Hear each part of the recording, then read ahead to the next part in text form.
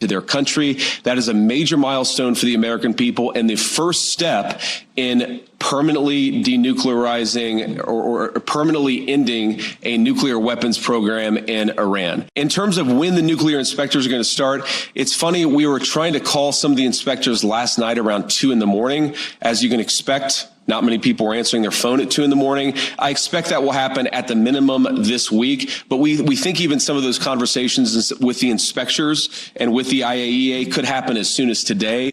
That was a vice president about an hour ago. He was the Vice President Vance leading the delegation on negotiations. He'll be heading back to the U.S. now for those peace talks will continue with a technical team, a negotiating team to finalize the deal.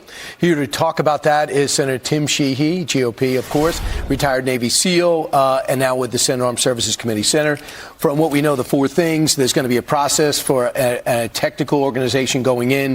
The IAEA is going back in, and a deconflicting mechanism. So the next time there's a flare-up with Hezbollah and Israel, I guess ideally they'll check with each other before shooting at each other. Your thought about that? Well, of course, we hope this can be successful. I hope that Vice President Vance and Kushner and Witkoff are successful in convincing Iran to be a normal country and to open their minds and stop trying to murder their neighbors and destroy the world. But the reality is this is a murderous regime that doesn't want a deal. They don't want $6 gasoline. They don't want the straits to be open.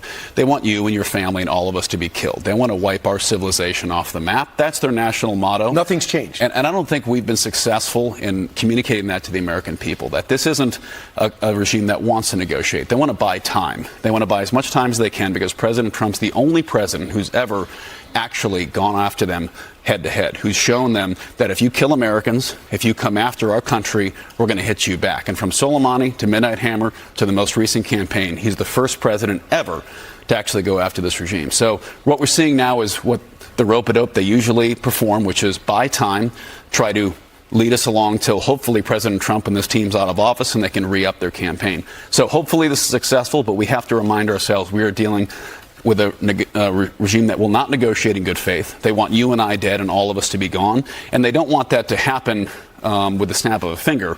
They want to happen like October 7th times a million. They want us to be wiped off the map from New York to San Diego in a savage manner. Tell me if I'm wrong.